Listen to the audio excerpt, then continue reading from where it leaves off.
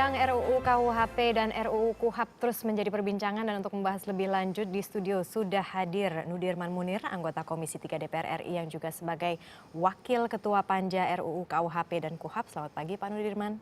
Selamat pagi, Assalamualaikum. Dan juga ada Kombes Pol Maruli Simanjuntak. Selamat pagi Pak Maruli. Selamat pagi. Kita mungkin mulai dulu dari Pak Nudirman. Sudah sejauh mana pembahasannya? Ya, pertama saya hanya anggota ya. Di Panja, bukan wakil ya. Kita memang sudah cukup jauh ya. Kalau di KUHAP kita sudah melangkah di pasal 40-an ya, saya lupa pasal berapa persisnya. Tapi di KUHP kemarin kita deadlock di pasal 31. Apa itu? Karena saya sebut ini pasal kolonial. Nah, akibatnya terjadi perdebatan yang cukup serius, cukup sengit, sehingga rapat itu diskors. Ya. Apa sih isi pasal kolonial ini, Pak? Pasal kolonial kalau tidak salah waktu itu pasal 31. Karena di KUHP yang kita punya sekarang itu adalah KUHP peninggalan Belanda yang masih kita anut. Kalau di dalam ilmu di kalangan universitas perguruan tinggi ilmu hukum disebut Engelbrecht ya, bahasa Belandanya. Dan undang-undang atau KUHP ini disebut dengan Inland Reglement atau Inlander Reglement. Apa yang membuat pasal ini merugikan? Karena pasal ini dibuat oleh pemerintah kolonial yang membagi bangsa Indonesia menjadi 3 kelompok golongan. Jadi diskriminatif, yaitu golongan Eropa, golongan Timur Asing, dan golongan Inlander atau Bumi Putra. Jadi untuk golongan Eropa lain undang-undangnya, untuk Timur Asing lain undang-undangnya, dan untuk Inlander Reglement atau Inland Reglement yang kita anut sekarang, yang itu berasal dari zaman VOC malah 1747, diperbarui oleh pemerintah kolonial Belanda pada tahun 1847, dan itu yang kita pakai sekarang. Jadi berbahagialah kita yang masih memakai perundang-undangan Belanda yang oleh pemerintah Hindia Belanda sendiri sudah lama dibuang ke tong sampah. Tapi ini yang nggak ada hubungannya sama ini dugaan pelemahan KPK. Nggak ada. Oke, tapi ini kan ada 12 pasal nih Pak yang diduga akan melemahkan KPK. Justru itulah karena adanya statement-statement itu kita buka satu peluang, suatu kesempatan bahwa undang-undang tentang KPK, tentang narkoba silahkan. Yaitu kalau di KUHAP di pasal 3 ayat 2. Kalau di KUHP pasal 211. KUHP. Di mana tegas disebutkan di dalam rancangan undang-undang itu adanya lex specialis. Bahkan untuk tidak menimbulkan keributan. Kebetulan pasal 31 ini sudah kita bahas. Itu ditegaskan disebut bahasa asing. Seharusnya dalam undang-undang kita nggak boleh disebut itu. Maksudnya? Ya, kalau kita undang-undang harus bahasa Indonesia. Ya. Tapi demi ini lebih tegas, kita sebutkan dengan bahasa Latinnya, yaitu lex specialis derogat lex generalis. Bahwa pasal 211 itu bisa mengenyampingkan undang-undang yang bersifat umum. Undang-undang tentang pemberantasan korupsi itu bersifat lex specialis dan extraordinary power. Silakan itu jalan sendiri. Jadi pembahasan demi pembahasan ini sebetulnya di KPK sendiri sudah berkali-kali kita lakukan. Saya sendiri sudah pernah diminta menjadi narasumber. Sudah melibatkan KPK pembahasan ini? Sudah. KPK tapi kemarin Abraham Samad mengatakan bahwa KPK sama sekali tidak dilibatkan dalam pembahasan. Makanya saya terangkan dulu. Saya sudah malah bicara dengan Pak Bambang Wijayanto dalam satu seminar, dengan Pak Profesor Dr. Andi Hamzah, lalu bahkan dengan Pak Menteri Hukum dan HAM, Pak Amir Samsudin. Kita sudah 5 hike ya. Udah sepakat bahwa kita adalah memberikan extraordinary power kepada KPK, itu yang pertama. Lalu yang kedua, saya sudah mengusulkan. Pak? Kenapa? Kapan kesepakatannya? Fotonya malah saya bawa, saya tinggal di mobil. Oh ya, kapan itu? Tahun 2012. Oke, siap. 2012 ya, bulan Oktober. Sama, bulannya bulan Oktober kalau nggak salah, 2012. Bukan sama, artinya kira-kira setahun yang lalu ya. Nah, di dalam kesepakatan itu kita sepakati baik pemerintah maupun parlemen untuk tetap memberikan extraordinary power kepada KPK sebagai extraordinary crime. Nah, sesudah itu yang kedua, dalam rapat kita terakhir, kita minta kepada pemerintah untuk mengajak seluruh stakeholder. Jadi jangan hanya kepolisian, jangan hanya kejaksaan dan Mahkamah Agung, tapi juga ajaklah KPK. Kalau perlu ajak Komisi Yudisial. Tapi tidak dilakukan. Belum dilakukan karena kan baru kemarin kita sampaikan. Supaya jangan timbul prasangka-prasangka. Dan insya Allah pembahasan-pembahasan yang akan datang, pembahasan lebih lanjut, saya rasa KPK sudah merupakan bagian. Apakah dia merupakan bagian dari pemerintah atau merupakan bagian tersendiri? Oke, sebelum saya lebih lanjut nih, saya juga ingin membedah yang 12 poin yang selama ini suka dibahas Ya, gitu dan juga betul. ada keberatan lah mengenai Ya, 12 ya. poin ini. Pak Maruli, tanggapan Anda, maksudnya posisi Polri dari pembahasan KUHP dan KUHP ini? Kalau Polri itu sepakat dengan tujuan semula ya. Perlu dicatat bahwa dilakukan revisi tadi udah dijelaskan oleh Pak Nudirman Munir bahwa semula ada dua tujuan hukum pidana itu. Yang pertama itu adalah bahwa hukum pidana ini untuk menggali basic social value, nilai-nilai dasar. Nilai-nilai dasar yang sesuai dengan budaya bangsa Indonesia. Yang kedua juga hukum pidana ini tujuannya menjadi ultimum remedium. Jadi alat atau istilah di dalam hukum itu pedang terakhir dia.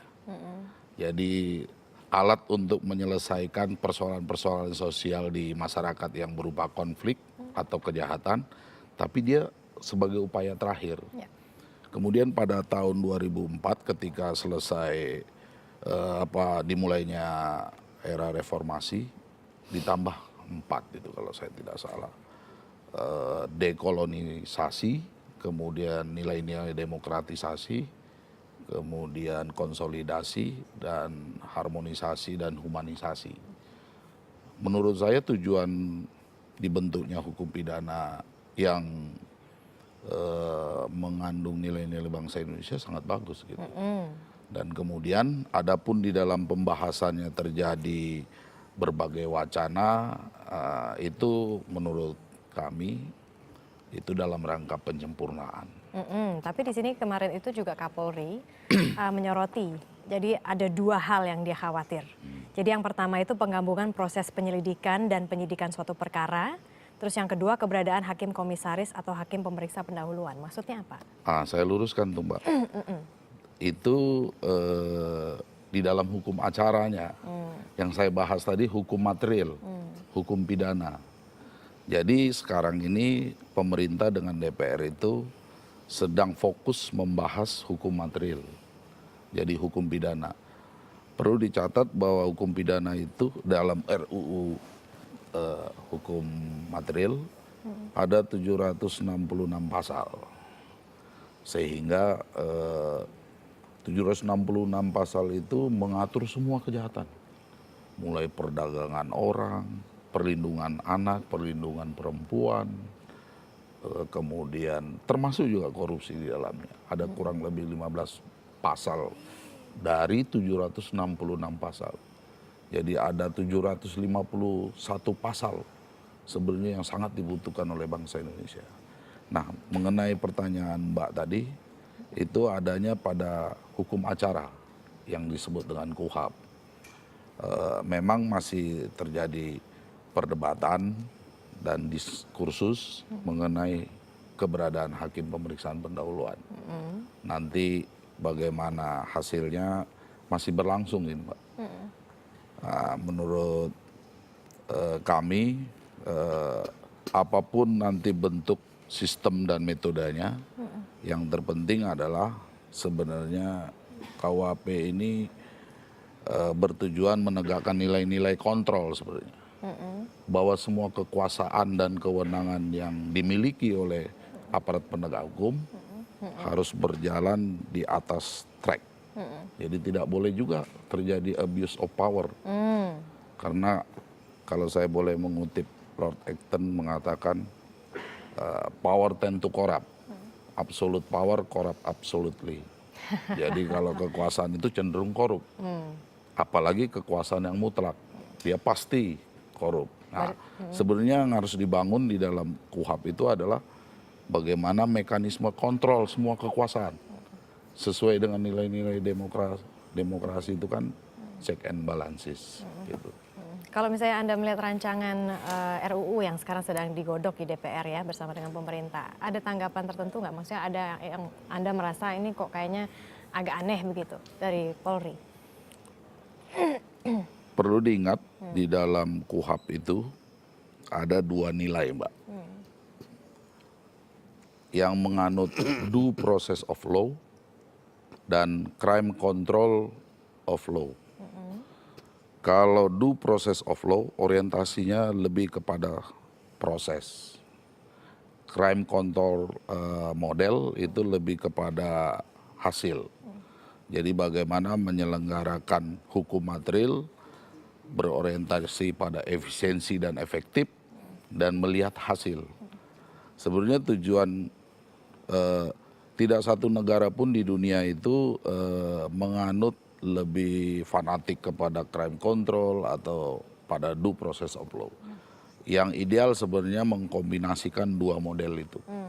Karena crime control model itu adalah mewakili kepentingan negara juga. Gitu. Due process of law melindungi hak asasi secara individual. Gitu. Nah, di dalam RUU KUHP ini harusnya diberikan keseimbangan antara perlindungan terhadap hak-hak tersangka, juga hak-hak korban. Karena korban sebuah kejahatan itu yang paling merasakan deritanya adalah korban.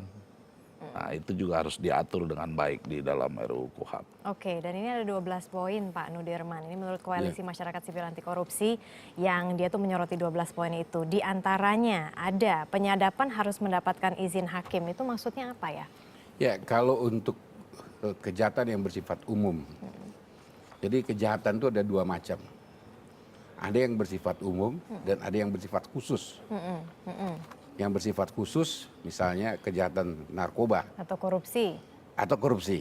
Nah, yang dimaksud di sini adalah untuk yang bersifat umum. Jadi semua yang dijadikan poin keberatan ini maksud Anda semuanya bersifat umum? Tidak sama sekali akan menyentuh otoritas KPK? Tidak sama sekali. Anda yakinkan itu? Oh iya, karena kita sudah buka peluang pasal itu. Yaitu di pasal 211. Dan kalau di KUHP di pasal 3 ayat 2. Jadi peluang untuk lex spesialis itu kita buka. Bahkan kita tegaskan. Karena kita pun di parlemen, khususnya Komisi 3, itu sangat sensitif.